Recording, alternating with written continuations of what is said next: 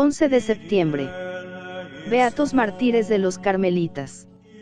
1792. 114 víctimas inmoladas a la pasión antirreligiosa, entre ellas 95 recibieron el 17 de octubre de 1926 los honores de la beatificación, pudiéndose establecer así, en todo su horror y en toda su gloria, el balance de la matanza hecha el 2 de septiembre de 1792 a los sacerdotes encerrados en el convento de los Carmelitas de París. Eran todos refractarios al juramento exigido por la Asamblea Legislativa al dar la Constitución Civil del Clero, solemnemente condenada el 12 de julio de 1790 por el Papa Pío X, se les llamaba los no juramentados. Una serie de medidas vejatorias habían sido tomadas contra ellos: pérdida de su cargo, prohibición de cumplir con su ministerio, deportación, en fin, para muchos de ellos que no habían podido refugiarse a tiempo en países hospitalarios, como lo fue entonces España, arrestos en masa con la intención bien señalada de desembarazarse de ellos definitivamente. La Comune de París, particularmente violenta en estos días de guerra en las fronteras, encarceló a 160 en el convento de Carmelitas, vacío de sus huéspedes habituales. Los primeros detenidos llegaron el 11 de agosto de 1792. Tenían por delante 22 días antes de su glorioso sacrificio. Convendría hacer aquí la composición del lugar donde se desarrollaron las escenas atroces que vamos a narrar. El convento de Carmelitas, que subsiste todavía englobado en el conjunto de edificios del Instituto o Universidad Católica de París, había sido construido en 1611 en una casa de campo del noble Nicolás Vivian, jefe de la Cámara de Cuentas. Esta finca había sido comprada por los padres. Estaba situada en la esquina de la calle llamada ahora Camino de Vaugirard y de la calle Casset, no lejos de Luxemburgo y de la iglesia de San Sulpicio. Reducida en una gran parte de sus jardines por el urbanismo moderno, la Universidad Católica, y con ella el ilustre convento carmelitano, se extienden actualmente sobre un largo trozo de la calle de Assas, de trazado reciente. Los padres carmelitas llegados así a París pertenecían a la admirable reforma de la orden carmelitana, comenzada por Santa Teresa de Ávila y San Juan de la Cruz. Se sabía que al principio los carmelitas españoles no habían podido seguir a Francia a las religiosas, entre las cuales se encontraba Ana de Jesús y Ana de San Bartolomé, a las que había llevado Berulle. Fueron religiosos franceses, pero de la rama reformada por España, los que en 1611 vinieron a establecerse en París. En 1613 se comenzaba a construir el convento y la iglesia, que en 1620 estaba abierta al culto. Más de un detalle: las ventanas que dan al coro, por ejemplo, más aún, una pintura representando a Teresa y a su hermano Rodrigo en los 4 postes, recuerdan la influencia española. La vida carmelitana se desenvolvió, durante más de un siglo, en este convento, que contaba entonces, en 1789, 64 religiosos. Estos, hacia 1790, abandonaron los lugares al comité del distrito. Después de haber sido sucesivamente prisión y baile campestre, el convento desafecto era de nuevo un lugar de prisión cuando fueron dados los decretos contra los sacerdotes no juramentados. Volvamos, pues, a los prisioneros de los carmelitas. Poco a poco organizaron como pudieron una vida en común de lo más edificante. Alojados miserablemente en la iglesia conventual, tenían, sin embargo, el derecho de pasearse 1 hora por la mañana y 1 hora por la tarde en los vastos jardines del monasterio. Al fondo de estos jardines se encontraba un pequeño oratorio, llamado desde entonces Capilla de los Mártires y destruido por razones urbanísticas en 1867. Allí pasaban largas horas en oración y muchos recibieron el golpe mortal. El señor Cusack, sacerdote de San Sulpicio, pudo hacerse con las actas de los mártires y leía cada día un pasaje a sus hermanos, que se preparaban así a una muerte próxima. Recitaban el breviario, Oraban constantemente, siguiendo el consejo del maestro, y cuando el municipio quitó todo lo que en la iglesia servía al culto, hicieron una cruz de madera hacia la cual pudiesen volver sus miradas. Sin embargo, el procurador síndico de la comune, Manuel, intentaba hacerles creer que iban a ser objeto de una medida de deportación. Algunos alimentaban así una secreta esperanza de liberación, pero los más perspicaces se encargaban de desilusionarlos.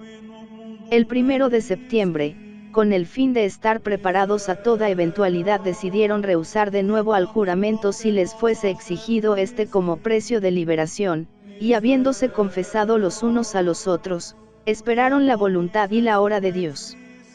Esta había llegado, porque el ministro de Justicia, Danton, era ahora encargado de ejecutar una reciente orden de la Coriune, que disponía nada menos que la ejecución, si fuese posible discreta, de los rehenes de los carmelitas. Los sicarios de Maillard, bandidos de los cuales muchos no eran franceses, se encargaron de hacerla espectacular.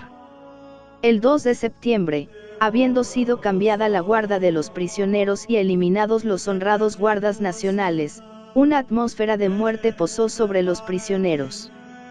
Después de la comida fueron autorizados, sin embargo, aunque con algún retraso, a dar su paseo habitual. Eran las 3:30 y ya habían comenzado las matanzas en otras prisiones de París. Pero apenas habían franqueado la pequeña escalinata que comunicaba la capilla con los jardines cuando una primera banda de asesinos, armados de pistolas, picos y sables, penetró en el convento seguida de cerca por los saqueadores que Maillard acababa de utilizar en la prisión de la abadía.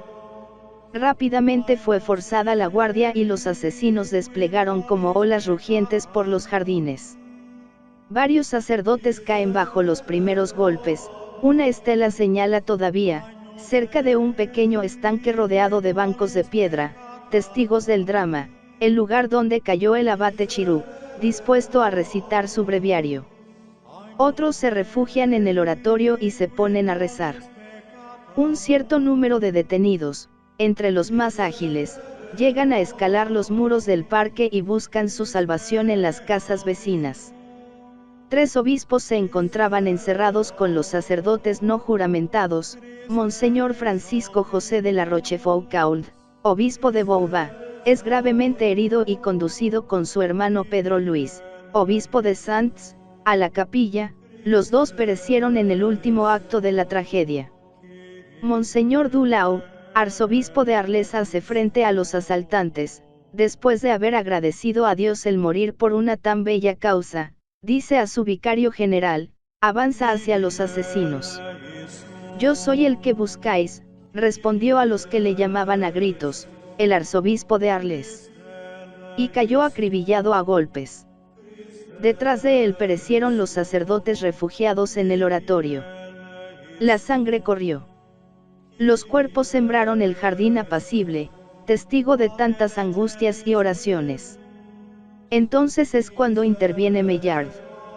La matanza no sigue el plan que había trazado para enmascarar la iniquidad. De lo alto de una ventana, que se llama todavía la ventana de Maillard, da la orden de llevar a los sanos y a los heridos a la iglesia, a fin de proceder a un simulacro de tribunal, a una hipócrita parodia de justicia. En el pequeño corredor que une hoy el salón de actos del Instituto Católico y los jardines se prepara una mesa, se colocan las listas. Maillard y el comisario Bayelet hacen desfilar de 2 en 2 a los que ya han condenado a morir. Una pregunta sobre el juramento.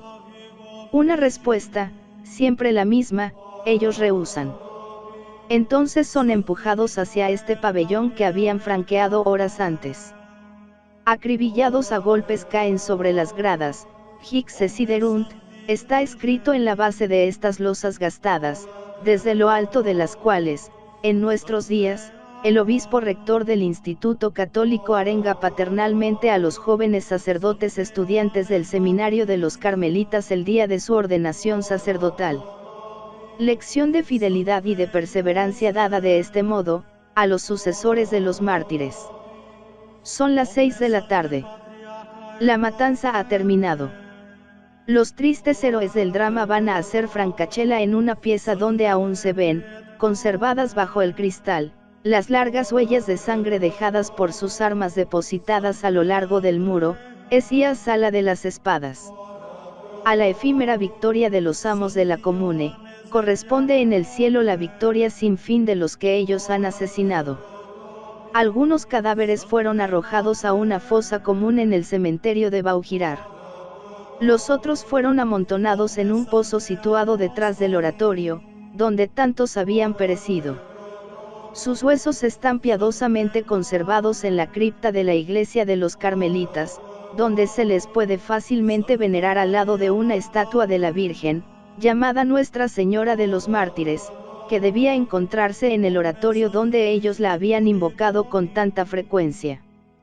Es allí donde el peregrino de lejanos lugares de Francia gustará retirarse para recogerse ante los restos y los nombres de los 95 confesores caídos por la defensa de la fe el 2 de septiembre de 1792. Varias diócesis de Francia han puesto en esta fecha, en su propio, la fiesta y el oficio de los mártires de los carmelitas.